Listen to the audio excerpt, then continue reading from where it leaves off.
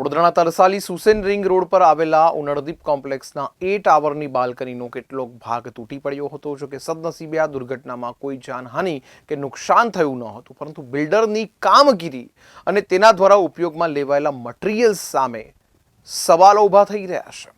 શહેરના Tarsali Susen ring road પર આવેલું 20 વર્ષ જૂનું ઉનળદીપ કોમ્પ્લેક્સમાં મોટી સંખ્યામાં લોકો રહે છે અને ગ્રાઉન્ડ ફ્લોર પર પણ દુકાનો આવેલી છે. જે દુકાનોમાં દિવસ દરમિયાન ભારે ભીડ જોવા મળતી હોય છે. તેવા ઉનળદીપ કોમ્પ્લેક્સના એ ટાવરમાં ફ્લેટ ધરાવતા લોકો ઘોર નિંદ્રામાં હતા. તેવામાં કોમ્પ્લેક્સના એ ટાવરની બાલ્કનીનો એક ભાગ અચાનક ધડાકાભેર તૂટી પડ્યો હતો. બોમ્બ ધડાકા જેવો અવાજ આવતા કોમ્પ્લેક્સમાં રહેતા લોકો અને આસપાસની સોસાયટીમાં રહેતા રહીશો અચાનક ઘરની બહાર દોડી આવ્યા હતા. રાત્રે 1:30 વાગ્યાની આસપાસ બનેલી આ ઘટનાને પગલે કોમ્પ્લેક્સમાં રહેતા લોકોમાં ભયનો માહોલ સર્જાયો હતો. જ્યારે બીજી તરફ બિલ્ડર દ્વારા કરવામાં આવેલા કામગીરી અને તેના દ્વારા ઉપયોગમાં લેવાયેલા સમગ્ર મામલે સવાલો ઊભા થયા છે. આ બનાવના પગલે વડોદરા મ્યુનિસિપલ કોર્પોરેશનના દક્ષિણ ઝોન વિભાગે ઉનળદીપ એપાર્ટમેન્ટને નોટિસ આપી સ્ટ્રક્ચરલ સ્ટેબિલિટીનો રિપોર્ટ રજૂ કરી જરૂરી કાર્યવાહી કરવા સૂચના આપી છે. 2018ની અંદર મેં એક એપ્લિકેશન આપી હતી કોર્પોરેશનની અંદર. એની અંદર મેં એમને કીધું હતું કે અમારી બિલ્ડિંગની હાલત બહુ નાજુક છે, તમે એકવાર આવીને ઇન્સ્પેક્શન કરી જાઓ. એ લોકો આવ્યા, બટ એ પછી એ લોકો એવું કહીને ગયા કે 40 વર્ષ કોમ્પ્લેક્સને કંઈ થાય નહીં. બટ એના પછી ઘણા ઇસ્યુ થયા. આ ત્રીજી વાર આ બનાવ બન્યો છે. પહેલાં બી બનાવ બની ચૂક્યો છે. આ અમારા ભાઈ છે, તમારા સ્ટાફ, એ નીકળ્યા પછી 5 મિનિટ પછી આખું પડ્યું હતું અને આ કાલે રાત્રે 1:30-2 વાગ્યા પડ્યું છે.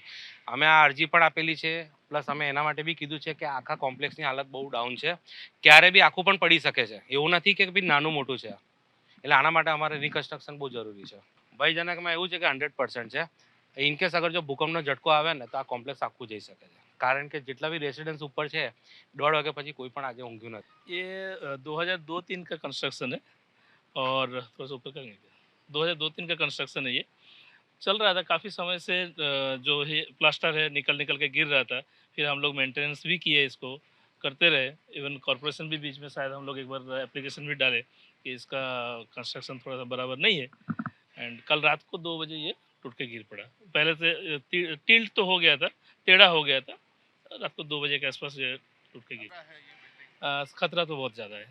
खतरा तो बहुत ज़्यादा है, बहुत ज़्यादा है. कभी भी ये तो कल रात को हुआ, नहीं तो नीचे जो आप दिख रहे हैं वहाँ पर नीचे लोग काम करते हैं और वर्किंग आवर्स में होता तो कुछ जान हानि हो सकता था. ये बिल्डिंग सबसे ख़राब है, ये जो ये टावर है. बाकी टावर्स में थोड़ा बहुत तो एटलीस्ट है, बट उतना ज़्यादा नहीं है. આ ખરેખર બહુ ભયજનક હાદસો થયો છે રાતે. દુકાન અમારે 10-15 વર્ષથી અમે અહીંયા છે બધા ભેગામાં, અને એક્ઝેક્ટ મારા દુકાનના બાજુમાં જ આપણે જતીનભાઈની દુકાન છે. એ આખો દિવસ બધા ફેમિલી ત્યાં કામ કરે છે. અગર આ હાદસો બપોરમાં થયો તો બહુ મોટી દુર્ઘટના થાત. લગભગ તો બીજું આપણે હરણીકાંડ જેવું થઈ જાય. એટલે આમાં ખરેખર આખું રિકન્સ્ટ્રક્શન કરવું બહુ જરૂરી છે અને બહુ રિસ્કવાળું કામ છે.